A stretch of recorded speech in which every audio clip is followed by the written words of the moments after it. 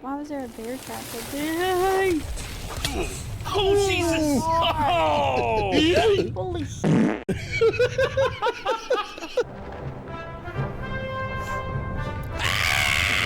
I don't like the idea of this part at all. What is that? That's a body. dead person. American Psycho.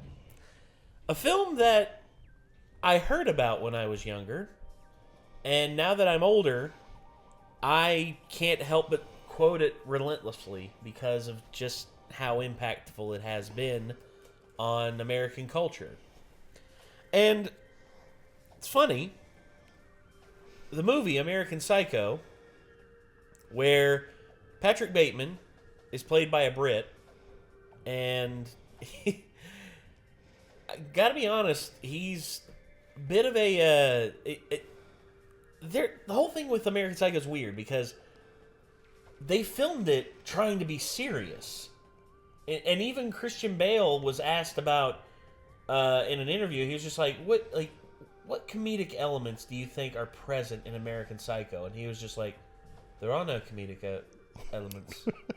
Like it's like if you find maybe not for your style of humor. It's like if you find comedy in that, it's like you're not watching the movie right. It's like, well, I have to disagree on that because art's in the eye of the beholder, and I think it's just a case of people that don't have a dark sense of humor, not realizing how dark of humor they accidentally ended up doing in some places with it. And here's what I would say to people who want to be pretentious about it and would say that, well, you shouldn't look at it as dark humor. You shouldn't look at it as humorous. It's meant to be taken seriously. It's like, if it makes me laugh, it makes me laugh. Well, I here's can't what I would make say. myself not look at it that way. Here's what I would say to them, and I would challenge them on this. And if they have a response to it, I'll eat my words. I'm sure Tommy Wiseau wanted The Room to be taken seriously, but can you? That's all I gotta say. Intentions versus outcome. I have the intention of making an SCP film that I want to be good. Will it be good? I can only have faith in the people that we've worked with that it will be good. Who knows? We didn't put a lot of comedy in it. People might find it hilarious or something. Oh, exactly. Like, if people find it funny, that there's stuff in it. There's a bit of dry humor between me and Marcus, which I hope people get. But again, it's dry humor. It's not meant to be like. Instead, it's supposed to just be like, well, damn, these two don't like each other. That's what it's supposed to represent. And I love stuff like that. But if people interpret it one way, I'm not going to be mad about it because I'm putting my art out there to be interpreted. And if people interpret it one way, then I guess I did a bad job of my interpretation. But that being said, I still love American Psycho. I still think it's a great film. And it's quotable. It's memeable. Like, the memes that come from this, dude, just the other day, it's like, why is it not possible? It's just not. Why not, you stupid bastard? Yeah. That meme has been everywhere. And, of course, the ones that really stood out to people were, the business card scene. It's like, hey, Paul! Mm-hmm. Like, you like Huey That's Lewis? my favorite scene in the movie. Oh, it's probably mine, too. It's so well done. I like that Ice Nine Kills when their American Psycho song they did recently. They have a whole bit where they stop it and they start playing on their guitars. Yeah. And he's like, do you like Ice Nine Kills? And it's like, not really. And he just has a whole speech that's talking about Ice Nine Kills in the same kind of way, and then ends it with, hey, Paul! Dun, dun, dun, dun, dun, dun. Breakdown. Try getting a reservation in Dorsey and now, you fucking stupid bastard! Yeah. Just starts gutting him. I'm sorry if that makes us fucked up if we find that funny, but the way he fucking yells that is amazing. You fucking stupid bastard. Like, it's dark comedy, and man. And then, not only that, but he just, goes back to just going completely off the rails to just, Not to mention, when you do that, I have to return some videotapes 3 times. It's really funny by the 3rd time. Yes. I get the Fucking point that hilarious. he's losing his fucking mind and like he's trying to figure out what the hell is going on, but like after the third time, it's just like I have to return some videotapes. It's just kind of like, you know. It's like that's his excuse that he has to use to get out, to go away. It's like I must be somewhere else right now. I got to return some videotapes. So, Dead Meat did a kill count for American Psycho, and yeah, I guess we're gonna tune into this and see what's up, shall we? Let's go.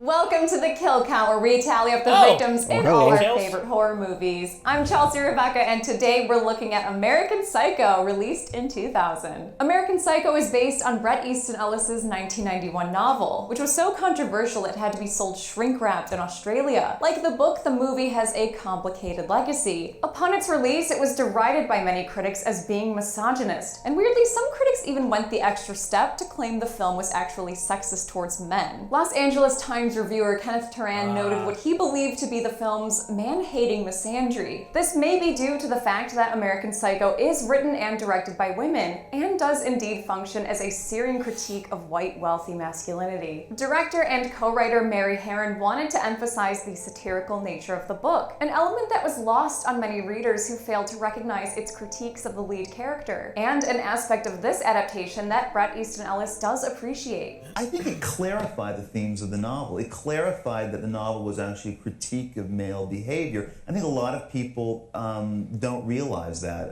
who haven't read the book. Patrick Bateman is an ambitious investment banker in the 19...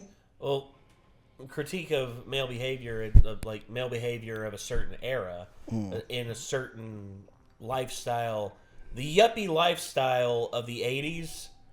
Jesus, I've had my critiques about it, and it definitely, I'm glad it's died in a lot of ways, but I mean, like nowadays, like someone puts out something that's like very obviously hating on men, and it's like they don't seem to justify it in any way. And like this movie, I go in watching it, and that doesn't bother me because I'm just like, yeah, these dudes are all pieces of shit. Like, yeah, you know? none of them are good. It's like, I realize it was a time when dudes acted like this, but thank God they don't anymore, you know? Yeah, and I remember that there was also And the dudes that do act like that still are the dudes that everyone else considers to be pieces of shit. Yeah, like, and then so. there's also movies like Glengarry Glen Ross and Boiler Room that also came out around this time, and they all highlight the same thing as well. Basically, they're all films that are critiquing the yuppie lifestyle and the stockbroker and like high-end New York lifestyle at that time. And yeah, it hits the nail on the head in a lot of ways. 1980s, the decade that brought us Oliver Stone's Wall Street and a quote that Bateman probably lives by. Greed, For lack of a better word, is good. He's driven by achieving wealth and gaining status over his peers, with no sense of decorum or morality to speak of. When I see a pretty girl walking down the street, I think two things. One part of me wants to take her out and talk to her, be real nice and sweet and treat her right. And what the other part of him think? What her head would look like on a stick. Yeah. Complicating matters is his increasingly out-of-control bloodlust, which he takes out on the most vulnerable members of society. Herron and co-writer Guinevere Turner, who would team up again for films about Betty Page and Charlie Manson, frame the film's horror around Bateman's abuse of power and entitlement. Though he's played by a charismatic Christian Bale, and the film is, I think, deeply funny, he is not a man to be admired. He's the embodiment of success at the expense of everything and everyone around him. And also, he's kind of a dweeb. It's a story where the main character is the antagonist. Yes. So, And both to himself and of the plot. So. and also the way they filmed the interactions between certain characters, they filmed it three different ways. For instance, Willem Dafoe, I think they're going to talk about it in this, but they filmed him in three different takes with three different attitudes. One is Willem Dafoe is completely oblivious to Christian Bale's bloodlust. Two is he's suspecting of Christian Bale's bloodlust. And three is he knows. So every time Willem Dafoe is on screen with Christian Bale, they intersect between all three to make it seem like Patrick's mindset is deteriorating because it's like, how is he perceiving Willem Dafoe like this? And people would see that and would say, oh, that's just bad editing. No, in truth, I could see it as an artistic choice, and given we're seeing Patrick's decline mentally throughout the film, I think it's genius. I think it's an artistic choice that for me in the long run works. Yeah, like I really liked it because that's immediately the way it came off to me is like, okay, so Willem really doesn't actually know for sure that he has anything to do with it. And then obviously throughout the movie he becomes slightly suspicious that he might. Yes. But he never really knows for sure, but you see Patrick's like, you know, just like, wait, what? Like, you know, like, yeah. You know, almost like he's like, oh, he fucking knows. Like, but even though he doesn't, he's just a little suspicious by the end of it. Yeah. I love stuff like that. Little details in terms of filming. And we actually wanted to try some stuff like that on the film set. But unfortunately, I gave out the script and I forgot to change Marcus's for that one scene that you and I talked about. Yeah. Still to this day, I'm just like, damn it. Missed opportunity. He's so ridiculous, you know. He's not your ordinary kind of Hannibal Lecter kind of scary villain, because you laugh at him, you know, never with him. Of course, his lethal combination of sociopathy and great taste in music places him in the pantheon of horror royalty. And with the film's cult classic status comes seeing Patrick Bateman everywhere. Is that a raincoat? Well, yes, it is. Thanks for asking. Like, or whatever he says. I love cult classic status comes seeing Patrick Bateman everywhere. You like the Gorillas? This is Demon Days, arguably their best album. It was made in a time where Damon Albarn was doubtful about his future in the music industry, and he really let it all out here with the inclusion of Danger Mouse, De La Soul, and of course, MF Doom. Internet memes to music videos, including Hip to Be Scared from our friends at Ice Nine Kills. Is Bateman's bloody reputation deserved, or is he more of a gecko than a wolf? Let's find out and get to the kills. The movie begins with red drops on a white background. Careful, you don't want to stain your title card. No need to bust out the lemon juice though. This blood isn't blood at all. It's bougie food at a New York City restaurant where Patrick Bateman dines and gives upvotes. Bateman is played by a 25-year-old Christian Bale, whose performance is the highlight of the film. Bale was the personal choice of director Mary Herron, who fought distributor Lionsgate as they pushed for the more marketable Critters 3 star Leonardo DiCaprio. The dispute led to Herron being temporarily replaced by Oliver Stone, and when the movie was given back to her, it came with a significantly reduced budget. Bateman is surrounded by his Wall Street co-yuppies, who are worth mentioning because of their actors. Price is played by Justin Theroux, who acted in Mulholland Drive and who wrote Iron Man 2. Talk about range. McDermott is played by Josh Lucas, last seen in The Kill Count and The Forever Purge, and Van Patten is played by Bill Sage, who was Ram Skull in 2021's Wrong Turn. Van Patten enters the scene with an amazing line. They don't have a good bathroom to do coke in. Guess there wasn't an amazing line for him. Did I mention it's the 80s? These guys love talking business and being bigots. He's handling the Fisher account. Lucky bastard. Lucky Jew bastard. At first, Bateman seems like he's not as bad as his bros. Just cool it with the anti-Semitic remarks. But when his Platinum Amex gets rejected at his favorite bar, we get a peek inside his psychopathic psyche. You're a fucking ugly bitch. I want to stab you to death and then play around with your blood. The bartender, played by the director's sister, just showing that, because I was worried that they were like, because that right there, for that to immediately happen, like we were supposed to just feel like, oh, Patrick, you know, started out as decent, but no, he's just doesn't respond, so we're left assuming he maybe only said that in his head, or she just ignored him because that's what women have to do sometimes to not get murdered. The next morning, Patrick narrates us through his morning routine like he's doing a piece for Vogue. I always use an aftershave lotion with little or no alcohol, because alcohol dries your face out and makes you look older. Bateman is all about appearances because that's all he has. There is nothing underneath his superficial surface. There is an idea of a Patrick Bateman. Some kind of abstraction, but there is no real me. This cold, emotionless monologue. I actually went in and found a YouTube video of someone who analyzed, as well as an article of someone who analyzed that whole skin routine, by the way. Apparently a lot of that stuff is just redundant and overkill. Like, and some of it no would alcohol, yes. And some of it would actually be bad for your skin if you did it in the amounts that he did it, apparently. Well, the no alcohol thing is true. You know, alcohol dries out the skin and thus makes your skin look patchy and older. Whereas if you moisturize, which moisturizer is something that has been handily available in the beauty market for, I would say, the last 50 years now, and it does wonders. Moisturizer revolutionized a lot of beauty products. Perfectly with his stark white apartment, which was a set built in Toronto. Production designer Gideon Ponte and set designer Jean Develle wanted the space to feel uncomfortable, so they built it clinically, decorated it sparsely, and drained it of almost all color. His place reminds me of the high contrast and hard lines of Patrick Nagel's paintings, the creator of the 80s woman you probably recognize but never knew the name for. The infamous sequence culminates in Bateman peeling off his face mask in one piece, a feat that Bale allegedly accomplished in the first take. That's harder than it sounds. Margot Robbie struggled when Vogue recreated this sequence with her in 2016. That night, Patrick and his fiancée Evelyn, played by Reese Witherspoon. I wonder if they double layered it, because sometimes masks like that, if you want it to be like one piece, you double layer the mask. It almost kind of looked like they might have mixed some latex into it or something, because it didn't really look like other masks I've seen girls use a lot. So I don't know. Witherspoon have dinner with friends at what appears to be an upscale Chipotle.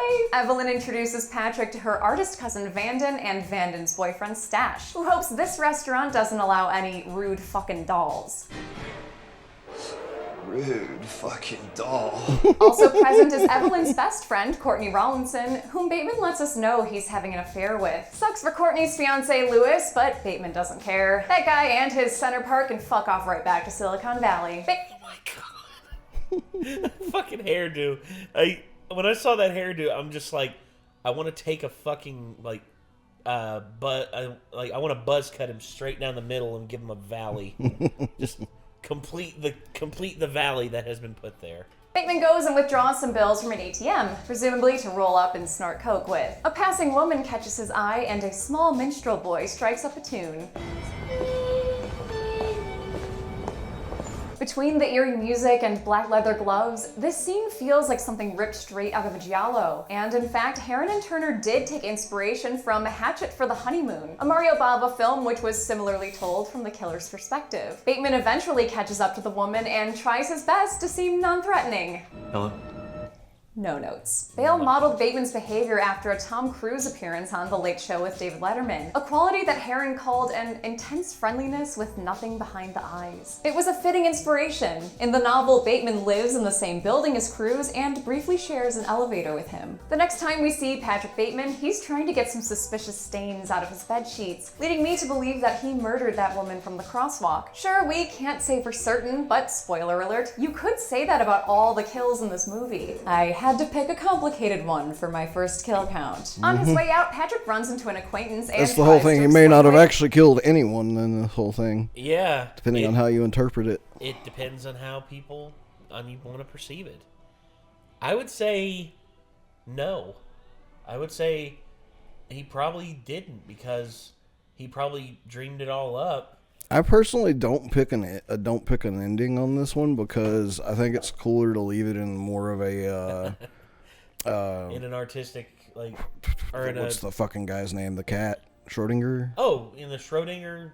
Is it Schrodinger? Yeah. Schrodinger's cat. Yeah, it was Schrodinger's cat. Yeah, I like to leave it in my brain in more of a Schrodinger's cat type situation. It's best. Where it's not like to know. he could have killed them, he could have not killed them, but either way, like, it was interesting. Like, and I like it a lot. Like, it's cool to think about, but I don't really pick a lane on it, 100%. Fair. The stains. Oh, what are those? Oh, well, it's cranberry juice, apple. Really? Yeah, really? Can we go to the expert on this one? It's not cranberry sauce. Didn't think so. Itching to get his infidelity on, Patrick calls up Courtney and says he'll take her out to New York's hottest restaurant. I'm thinking Dorsia. He might have overplayed his hand though, because turns out Dorsia reservations are as difficult to get as a PS5. Is it possible to reserve a table for 2 at 8 or 8:30, perhaps? I like the response. Bateman instead opts to take You're his joking, mistress right? out to a barcade. Arcadia.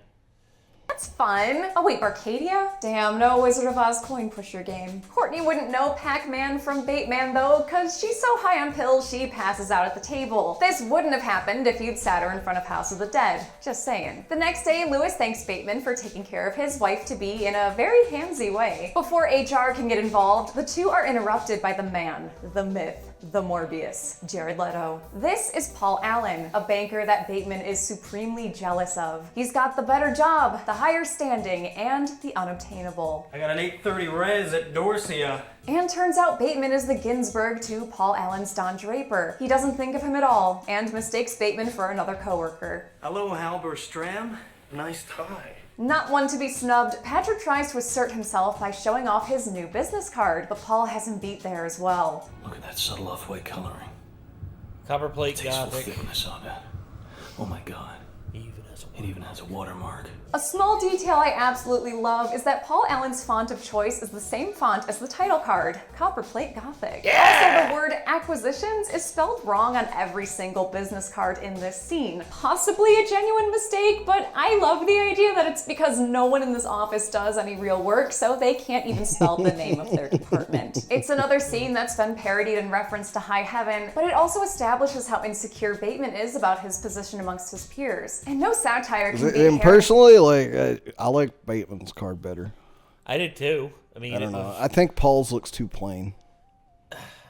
For me, where Copperplate Gothic has been overplayed with me. I've just seen it in so many different things now. It's almost to the same level as Comic Sans for me. Comic Sans is irritating because it's everywhere. I would say for me, like Bateman's stands out more, and it definitely has more personalities. Because Van Patten's card, I thought Van Patten's card was, the lettering was just, the spacing was weird. Yeah. Whereas Bateman's was just simple, to the point. Boom. Patrick Bateman. And Bateman's had a bit of shine on it to like draw your eye to it as well. It didn't look like it was like Paul's is completely like matte, like just looks like a piece of paper. Also, I wonder if Patrick would have heard us saying this if he wouldn't have killed anybody. I don't know. Because after he'd just be like, he might have killed us for questioning him. I don't fucking know. I just been like, actually, Bateman, I love your card. I don't claim to understand him. He's a psychopath. True. Sonic punchline. The sound of the cards being pulled is actually the sound of samurai swords being drawn. That night, Patrick walks home through the alleyway where Joe Chill shot his parents and sees a homeless man begging for money. This guy, Al, This is where you played by the definitely know he's a piece of shit. Like, this. If there was any question before, like, this is just evil. like, yeah. This is pure evil. This is. We had doubts about the first kill. And then you have doubts about even him saying that to the bartender. Like, he might have just thought it in his head, which still makes him kind of an asshole. But at least he wouldn't say it to someone's face. It's what do they call them? Subtrusive thoughts. Yeah, or and like, thoughts, depending on how you interpret the movie, this might all just be in his head too. It just might just been what his head tells him to say, but he's not actually that fucking, fucked up. But like the way it plays out, it makes it look like he actually does this. It's just like, Jesus Christ, man. Yeah, it's fucked. This is super fucked. fucked. Raj E. Kathy, famous for The Wire and House of Cards, and a fellow U of M graduate. Go Blue! Bateman offers Al some Reagan-era advice. Why don't you get a job? If you're so hungry, why don't you get a job? His disgust gives way to exceptional cruelty. You know how bad you smell. You reek of shit. Do you know that? And eventually murder as he takes out a knife and stabs Al, the homeless guy, to death. I watch my husband record this show and talk about stuff like someone's flash frozen head getting shattered, or a woman wishing for a bigger butt and her butt gets so big that it explodes. Anyway, this homeless guy gets stabbed to death. And then Patrick stomps on the guy's dog and kills the dog too. Merry Christmas! At a holiday party, Patrick Bateman is in a decidedly the whole thing with evil, like the true evil, it's like, oh, you killed a human, okay. And if they leave the dog alone, it's like, oh, okay. There's a boundary. Very moment they kill the dog, it's like, yeah, no boundaries. This guy's a piece of shit and deserves to die a horrible, horrible, horrible death. I mean, even if he didn't kill the dog, no, just killing the homeless dude. Was but bad that's enough where for the me, mentality but, is like, mostly nowadays. It's like John Wick. It's like the John Wick thing. It's well, like the you dog's just like horrible icing on the entirely hell spawned cake, you know? Yeah. Festive mood. A random guy helps his heart grow 3 sizes bigger, so Bateman approaches Paul Allen to see if he's learned his name yet. Alan. Marcus. Guess not. Bateman powers through, though, and the two meet later for dinner. Paul's not a fan of the venue, though. We should have gone to Dorsia. I could have gotten us a table. To be fair, what is this venue? I notice it every time I watch this movie. It looks like Don Pablo's operating with an emergency generator on. He drinks his disappointment away until he's inadvertently insulting the man at the other side of the table. Evelyn. Great ass. Goes out with that loser Patrick Bateman. What a dork. Patrick invites Paul back to his apartment, and everyone watching knows what's coming the second they see the papers on the floor. It's only more bad news for Paul when Bateman starts giving a needle drop review of Huey Lewis. Their early work was a little too new wave for my taste. But when Sports came out in '83, I think they really came into their own, commercially and artistically. Paul's pretty out of it at this point, so doesn't notice Bateman gearing up with a poncho. Patrick moonwalks his way back into the splash zone and buttons his jacket up, then heads over. Is that a raincoat? Yes, it is. He's so excited. Yeah, I know. He's so excited. That's what I love about it, and that's why it's funny. He can't contain I know, his excitement. I know he's acting like a psycho, but it's funny. Like, I don't care if you meant for it to be or not. It's hilarious.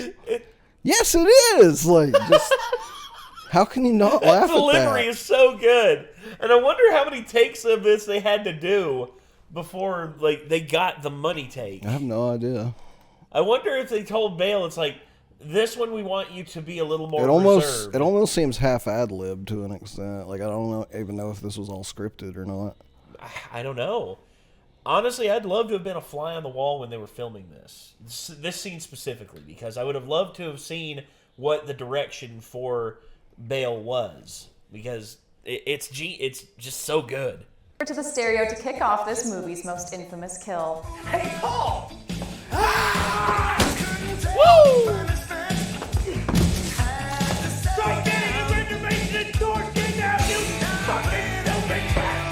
Paul is hacked I love to the death, spittle though it's coming worth out. noting the violence is mostly off-screen. That's frequently the case with this movie, even though people imagine they see a lot more of it. Similar to my all-time favorite horror movie, The Texas Chainsaw Massacre, which actually appears later on a television screen in Patrick's apartment. This entire sequence is iconic and by far the most referenced part of the movie. Huey Lewis himself even recreated the scene with Weird Al in 2013.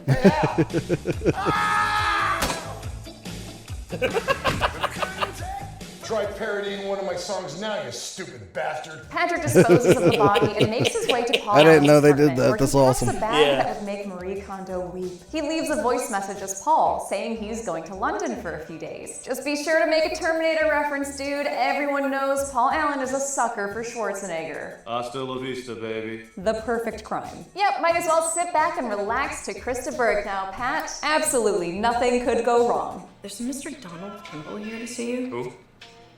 Detective Donald Kimball. Shit. Detective Donald Kimball is played by Willem Dafoe, last seen on the kill count screaming about beans in the lighthouse. He's investigating the suspicious disappearance of I still Paul need to Allen, watch The which Lighthouse. causes Patrick Bateman to... You haven't?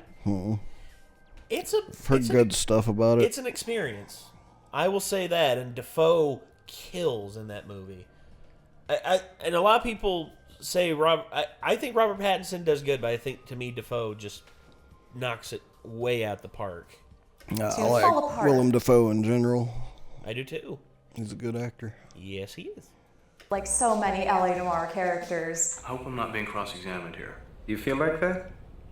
No, not really. Yeah, I'm gonna have to press doubt on that one. With suspicion sufficiently aroused, Kimball leaves Patrick to the rest of his day, which includes working out to clips from the podcast intro and picking up sex workers. His target is a bit apprehensive about getting into a limo with a guy dressed like the Godfather, but a wad of cash convinces her to visit his apartment, where he commences with some roleplay / cover-up. I'm Paul. My name's Paul Allen. Got that? He also hires an escort to join them and soon has both women right where he wants them. I've been a big Genesis fan ever since the release of their 1980 album. My God, just murdered me already. This is what people had to do before message boards. If Patrick Bateman could get into flame wars with Peter Gabriel stands on LiveJournal, many innocent lives would have been spared. It's almost a relief when they finally get to having sex, Patrick more preoccupied with his abs than his partners. Initially, this threesome earned the film an NC-17 rating, which according to Herron was not because the sex was too explicit, but because the women didn't look like they were enjoying it. Herron wanted to highlight the transactional, sometimes exploitative nature of sex work, and does a great job conveying the way Bateman commodifies people as though they were objects. Herron was ultimately forced to cut 18 seconds in order to get the rating down to an R. Later, when the ladies try to leave, Patrick stops them. We're not through yet. That's not something you want to hear from a guy holding a clothes hanger. No kill graphic to show yet, because the ladies leave alive, though significantly battered, victims of some off-screen sadism. God, this kill count is so fucking fun. The next day, Patrick and his pals are lounging when they're approached by Lewis. I want to get your opinion on something. It's my business card.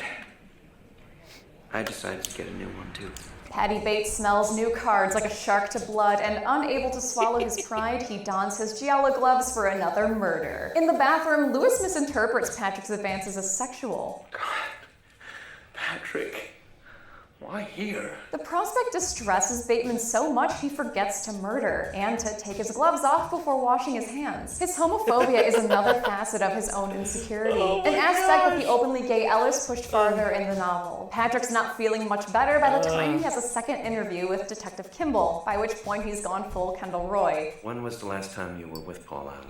We'd gone to a new musical called Oh, Africa, Brave Africa. It was a laugh riot. If you're having a hard time getting a read on Kimball, that's on purpose. For his scenes, Herron had Dafoe deliver his lines 3 different ways. Once where he doesn't suspect Patrick at all, once where he suspects Patrick but isn't sure, and once where he knows for certain Patrick murdered Paul. Herron and editor Andrew Marcus then spliced those 3 takes together, making it harder to guess what Kimball's thinking from question to question. When dining in New York, there's only one choice.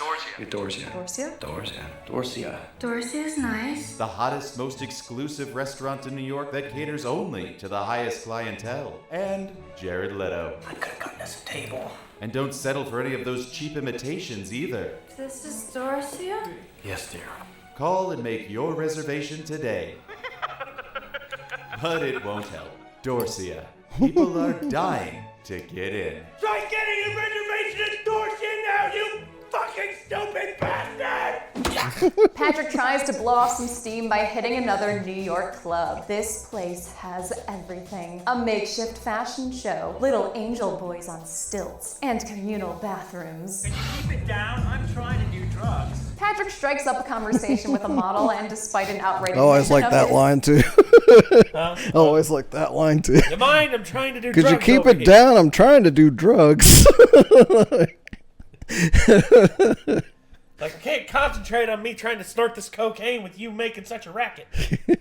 Killy tendencies. So what do you do?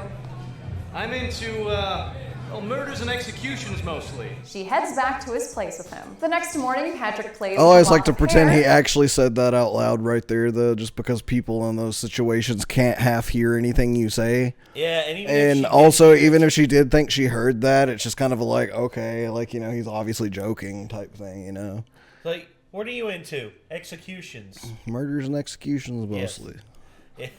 I'm just like, indicating he's that funny. last night was not a model date. His secretary Jean enters, asking if he needs help on his crossword puzzle. Ooh, what's an 8-letter word for your favorite YouTube channel? Dead meat. No, not bone meat, you hot idiot. Jean is played by Chloe Sevigny, coming fresh off an Oscar-nominated turn in Boys Don't Cry. Jean has been in a couple scenes before this, where Patrick's flirted with her in his own special way. You look nice today. Don't wear that outfit again. What? I didn't hear you. said, do not wear that outfit again. Wear a dress, a skirt, or something. And high heels. Maybe show a little butt cheek, you know, get me hard. He knows that she's into him, but it's not until now that he asks her out, using his best Jack Nicholson impression. Would you like to accompany me to dinner? That is, if you're not doing anything. She accepts his That's very Jack Nicholson. That's Jack Nicholson from friggin' Witches of Eastwick. Jesus Christ. He plays the devil in that movie. Invitation to Poopy's on the Strip and comes over to his apartment that evening, where we see that he's got a woman's head in his freezer. Pretty sure this is the model we saw him leaving the club with, not Courtney like some people on the internet think. Their haircuts are different. Patrick's looking to add Jean to the kill count as well, but before he can go all Final Destination 3 on the back of her head, he's interrupted by a voice message that gives way to some uncharacteristic restraint and mercy. Do you want me to go? Yeah. I don't think I can control myself. I think if you stay, something bad will happen. I think I might hurt you.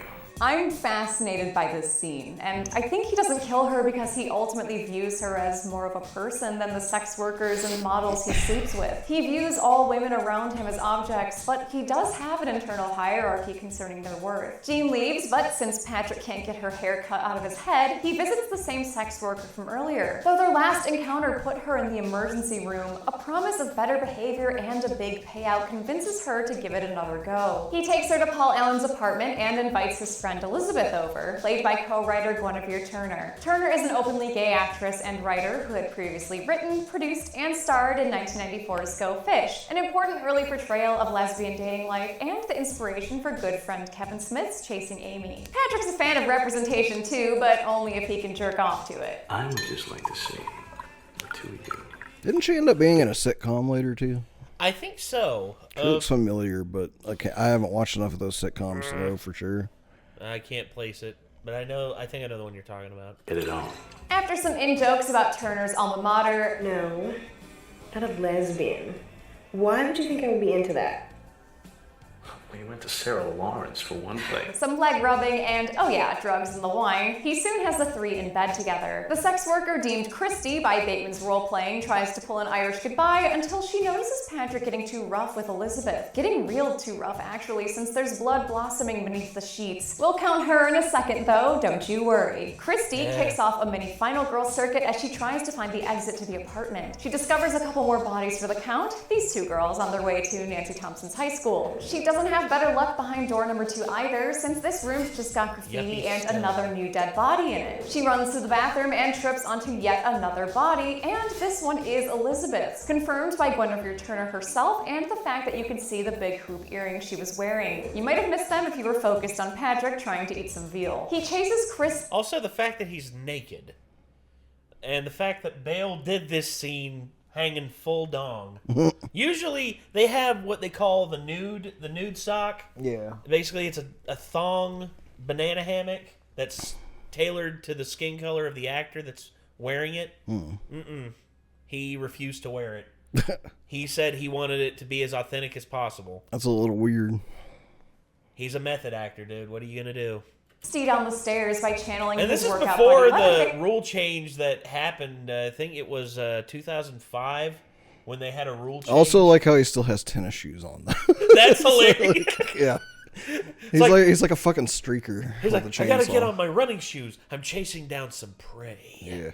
Face, and while she makes it down the staircase and very nearly out the door, she's stopped when Patrick drops his chainsaw on her like a coked up Wile E. Coyote. The next day, Patrick breaks up with Evelyn. If you're Reese Witherspoon and your boyfriend/fiance takes you to a nice restaurant, I hope you wore your waterproof mascara and arranged another ride home. Patrick then heads to an ATM. In the clearest sign that the story we're seeing might not be exactly on the up and up, the machine tells him to feed it a stray cat, and boy does he try to oblige. Lucy, look away. His attempt at more animal cruelty begets a cry of confusion from an elderly woman, whom he promptly shoots in the chest, taking his slaughter to the streets. The NYPD finally decides this guy's worth chasing now, so Patrick flees until cornered and opens fire on them. He shoots one officer and kills the remaining 3 when he blows up both cop cars with nothing but bullets. Even Patrick's a bit confused by the physics of that one. He continues the killing spree in He's the like, office does building. that really just work?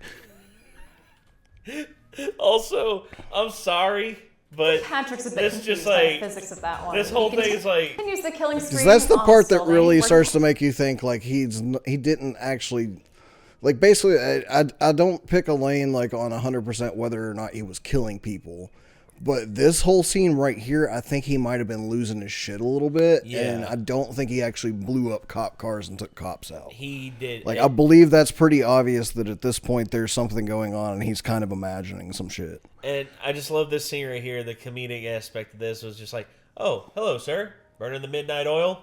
Bang. Yeah. headshots a security guard and lays waste to a janitor. So he dies with a smile on his face. It's just a little comedic, you know. Yeah. And he's like, service. Oh, with a and smile. this, like coming back through the fucking rotating door to shoot that guy, that's comedy as fuck.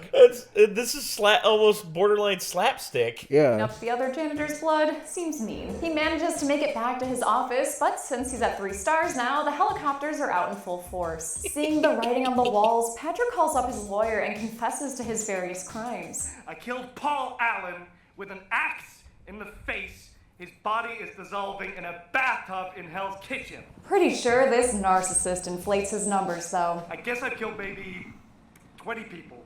Maybe 40. Not according to me, you haven't. Who do you think you are, Ted Bundy? Actually, I think that might be an inspiration for it. Ted Bundy, when they said, Ted Bundy, you have been found, like, you have been accused of killing and mutilating, I think it was like 36 bodies. And he's like, I think you need to add another digit to that.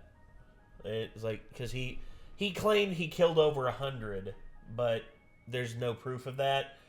It's just once he saw the writing on the wall and knew that he was going down for it, I think he was just like, might as well ride this and become the most prolific serial killer.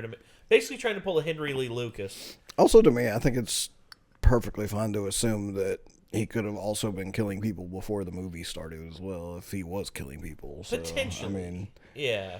He could, like, I don't necessarily think that the dry cleaning blood clothes was the first, like, thing that he had. The first time he'd ever done that, like, he already talks like kind of a psycho before then. Yeah. I feel like it could have just been that he's been doing this for a while, but that's what it implied to me. But I don't know. I never thought about it that way in terms of him just inflating his numbers because of his ego. But it could be that too. The second half of this monologue is shot in one unbroken close-up, and Bale does some capital A acting here. I ate some of their brains. And I tried to cook a little. I'm sorry, but the way that line's delivered is also funny. And I tried to cook a little. Convinced his killing spree has finally come to an end, he tearfully hangs up the phone. But wait a second. The next time we see Patrick, everything's fine. He's back in his apartment going about his day, and at a meeting with Detective Kimball, he's informed that his coworkers have provided him with an alibi for the night of Paul Allen's murder. They must have mistaken him for someone else. Happens a lot, apparently. When he goes back to the scene of his chainsaw killing spree, he finds the apartment clean, with the dead body closet freshly painted. The building's manager finds him and says that this was never Paul Allen's apartment, contributing to this final act's heavy sense of what the fuck. After a phone call freak out to his secretary, Patrick meets his friends for drinks looking like he just ran a marathon. At the restaurant, he spots his lawyer Carnes, played by Stephen Bogart, who is in It as Bev's rapey dad, and Slacks as the clothing line founder. Bateman confronts Carnes about his confessional phone call, but Carnes mistakes him for a coworker named Davis and laughs off his call as a joke. You had one fatal flaw. Bateman is such a dork. Such a boring, spineless lightweight. Perturbed, Bateman insists that his confession was all true, but Carnes says it isn't possible that anyone murdered Paul Allen. I had dinner with Paul Allen twice in London, just 10 days ago. There are a couple interpretations of this ending, which remains ambiguous in the movie. Yeah, because you can go with, okay, but this dude literally didn't realize that this wasn't Patrick Bateman. Who he could have had lunch with anybody in fucking London, because nobody in this movie fucking remembers who anybody is. That's the other thing. So he could have just got incredibly lucky, but also you can take it in the thing that it's just like he imagined all this shit basically, and he's just losing his mind. And then there's the other one that I've heard some people say that to me doesn't hold as much credence, is Patrick Bateman's family is so powerful that they brushed everything under the rug. And, I was thinking his family or his company, because in that one, like, there is a little bit of evidence, and it's the way that the lady talks to him when he goes back to Paul Allen's apartment. Yeah. Because she's like, you need to leave now and don't come back. Like, there's like a sinister, like, she knows something. And she's underneath that. She's telling him to not come back because you don't need to be where you previously have committed terrible acts. Maybe it's like, we cleaned up your mess, don't come back here and make more of a mess, basically, kind of thing, you know. But that's why it's like, it's so hard to pick exactly what you think it might be. It could be but a for number me, of things. the reason why, to me, that one doesn't hold as much credence is because everyone has such a low opinion of Bateman. And he knows this because of the amount of people, like Paul Allen and the lawyer here, Carnes, is basically just saying, such a dweeb, such a spineless, like, nobody. But nobody actually knows who he is, and they could literally be thinking that Patrick Bateman is a guy that's like that they know is actually somebody else. But why would everyone cover for him? Why would he cover for him? Why would well, yeah, like, I mean, but I don't think they're covering for him in that case. I think that's still the case, is that nobody knows who the fuck anyone is. But maybe, yeah, I don't know. It's like I said, I don't really pick a lane 100% on it, so. That Carnes was paid off by Patrick's father, who was earlier mentioned as practically owning the company. Under this theory, the building manager cleaned out the apartment to prevent its value from dropping. Another interpretation is that Patrick actually is the dork everyone seems to think he is, and that the murders in the film are just his violent fantasies. While most people think that Patrick's shooting spree was only in his head, it gets a little fuzzier outside of that. Since the movie's POV is restricted to Patrick's, it forces the audience to experience the movie's events how he perceives them. There's no objective reality to know. My personal interpretation is that everything in the movie basically happened. He did murder all these people. There's a reason everyone in this movie looks basically the same, and why everyone mixes each other up throughout. Every man in this movie is essentially competing to be the exact same guy. Think back to the business card scene. For all the talk of everyone's trying to be Gordon Gekko. Stock, they all look pretty much the same. As much as the ethos of Wall Street is every man for himself, rugged individualism type stuff, the real goal here is to check off all the boxes of what this kind of man should be. He should have a beautiful wife, should live in a stylish home, should be able to keep up a conversation about contemporary culture at a dinner party, and should look and dress a certain way. Patrick represents the amorphous upper class that can get away with, well, murder. Think of how often someone in Patrick's sphere in real life gets away with something because those around him just let it happen. It's painted over, and an ad gets placed back in the paper. At a loss, Patrick returns to his boys. While at the office, a worried Jean goes through his desk. She finds his planner and is horrified to see it filled with disturbing sketches, which I think are objectively real, even if I'm wrong and the rest of the movie isn't. That I could at least think would be real, because I thought the same, because that's what part of the way he's imagining everything is just by drawing it, you know. And if he's visualizing the fantasy right there, and we're seeing his visualizations through his hallucinations, then basically the credence to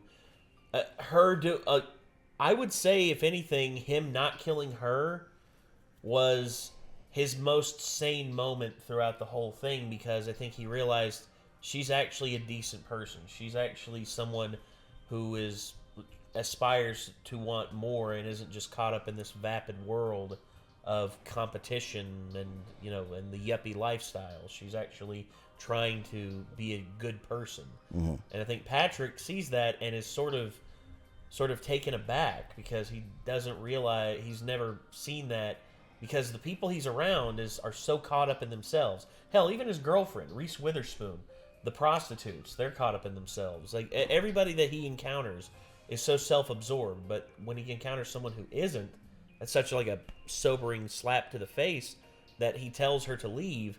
And I think maybe she was going to be his first victim, because if you go into the theory of him not doing, if it's all a hallucination, she could have potentially been his first victim, and because the first one's always the hardest. The first one is always the most difficult, and it's usually someone that you know very much, that you know pretty well, that you know them personally. The random acts usually come after. like in terms of like FBI profilers, in terms of like serial killers and everything. Yeah. So I would say she would have been his first. If you go into the theory of it's all a hallucination, him holding the nail gun to the back of her head was real, and him basically having that sobering moment basically kept him from doing it. But her finding that book, you could cut this film in a way to make it seem like Patrick just seems like a distant person and everything. You could look at it from her perspective, and it would be a completely different film. And then she would find that at the end, and she would realize, oh God, he's a sick, sick man. Mm. Yeah, but anyway. The group watches a televised speech by Wall Street's favorite president, Ronald Reagan. Patrick reflects on the events of the movie, giving us one last kick-ass monologue. My punishment continues to elude me, and I gain no deeper knowledge of myself. No new knowledge can be extracted from my telling. This confession has meant nothing.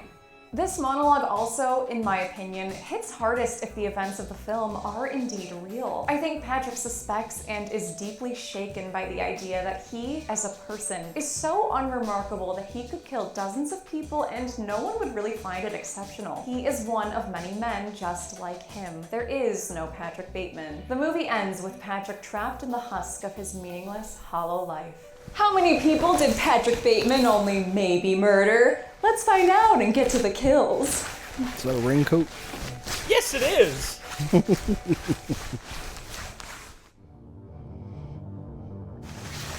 16 people might have died in American Psycho, but we only have Patrick's word to go off of. The victims consisted of 8 men and 8 women, giving us this pie chart.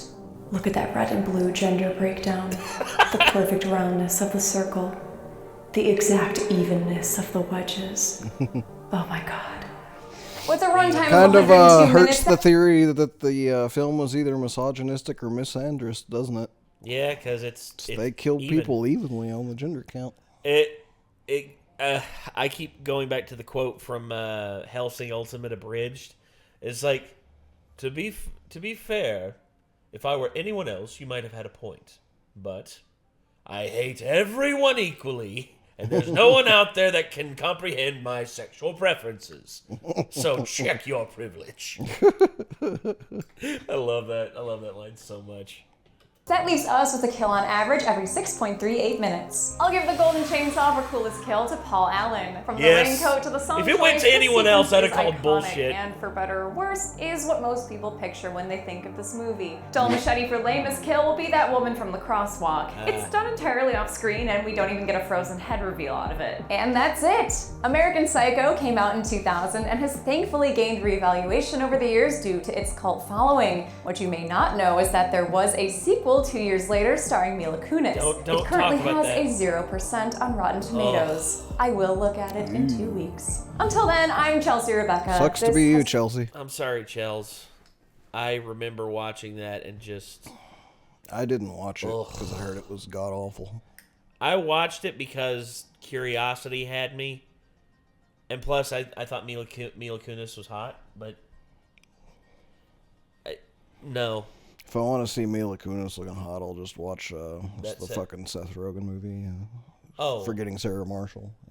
Yeah. Also in Black Swan, she was also very hot in that. I never watched that one. It's pretty creepy. Pretty fucking creepy. And it actually has some parallels with this because you don't know what's real and what isn't. And there are so many things that happen. It's like, Jesus. Yeah, we didn't talk about the stuff in the background, but there's all kinds of cosmetological products. Yeah. Oops, sorry. Sitting okay. up there on the shelf. Yeah. As well as the CD by Genesis. Then American Psycho. A little TV, and then The Mask. The chainsaw. The Mask with the headphones. Yes. And then the axe. So many good things. Yeah. Has been the kill count. On the next kill count. Meet Rachel Newman, a college girl who wants to get into Quantico. And Quantico is? My goal. My destiny. But college can be tough, especially when your story is changed mid-production to be a sequel to American Psycho. Can you believe this shit? No, I cannot. Mila Kunis stars in this black swan of a sequel directed by Morgan Freeman. Really? No, not really. Sorry, Morgan J. Freeman. Different guy than guy. The plot thickens. But that is William Shatner, the real William Shatner.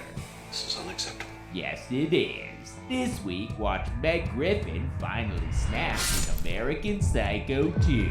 Then on Friday, May 6th, watch Chelsea Rebecca kill count it while making lots of Star Trek jokes. Come on, you can do better than that. Fine, Tech War jokes. Wow. And me. Why don't we stop there? American Psycho 2 can currently be watched. That reminded me of the Rob Schneider. He's a derp, derp. Debbie always recommends you watch the movie for yourself before its kill count. It's the only way to have your own properly informed opinion. Kill counts are never meant to replace the experience of watching a film.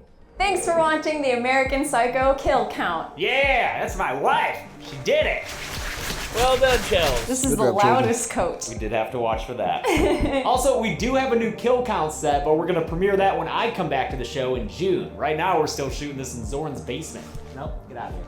As of filming this, we haven't yet watched American Psycho 2. I still have not seen it. Never in my life. I'm excited for a 0%er. You've got to really make some choices to get a 0%. Tune in for that. And in between the podcast, just a whole bunch of Chelsea. Lots lately. of me. Yeah, I like that. Be good people.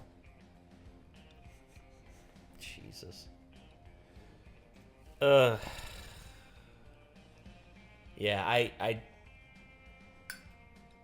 I don't know if I'll ever unsee American Psycho 2 because I just thought to myself, can't be that bad. Oh God, it's that bad. And I mean, just from what they were showing, it looks like it's awful. It is. It is horrible, awful, terrible, ungodly. I wish I could get the hour and a half of my life back from watching it. It's that bad. Have we ever done the Hellraiser kill counts, by the way? I don't think we have. No. We need to do those. Yeah, those would be fun. I know the first movie has a pretty low kill count overall. It's it's also like I guess they're attributing just people dying in the movie, but like it also doesn't really have a singular killer. Like because I mean, I guess. Yeah, I guess I just do kill counts in ways like the death is the singular killer, and the Cenobites. No, the fucking movies where death is getting people that avoided a fatal accident. Oh, Final Destination. Final Destination, yeah. My stupid brain. But I mean, they're all getting killed by different things, you know. It's technically death. Because technically in Hellraiser, you got a lady that murders 2 or 3 of them. A zombie guy that murders at least 1, I believe. And then the Cenobites tear him apart after he's completely reformed. Oh, boy. Yeah, the second and onward start to get really interesting with the kills, even though they're kind of shitty. Hey, that's the same concept the Saw movies went through. It's like, conceptually, the films aren't getting any better, but hey, the kills are cool. Yeah. That's basically what most horror franchises do. It's like Friday the 13th Part 1, the whole franchise. Same thing with Halloween. Same thing with Nightmare on Elm Street. Which, to be fair, Nightmare on Elm Street, the kills were always cool. Especially, even in the first one. But they got really creative by the third and fourth ones. Yeah. They started out over the top and then got zany. By the time the fifth one rolled around, I was like, ugh. And then there's like Super Freddy. And then that's why the third one's my favorite, because it gets to like the pinnacle of just the craziness without just being completely non-serious anymore. Yeah, but plus the Vang marionette's still one of my favorite kills in any horror movie ever. So freaking gnarly looking. Yeah. Ugh. Then there's also the heroin needle one as well. That one's pretty. Yeah, I mean, that bothers people with needle fears more than it does me. But, like, yeah, it's definitely a fucked up one. Yeah. Welcome to prime time. And I think when he turns into the big worm, that's kind of cool, too. Starts to try to eat her whole. It's so many great kills and so many inventive ways of going about things. Either way, we have to move on from here. This was Dead Meat, American Psycho, Kill Count. If you all enjoyed and want to see more from Dead Meat, feel free to click their name in the title of the video. And if you want to see more from us, hey, hit that subscribe button, ring that bell, leave a like. It'll help us out a whole hell of a lot. And I guess until next time, everybody, signing off, I'm Nate. I am Nick. See you later, everybody. Peace.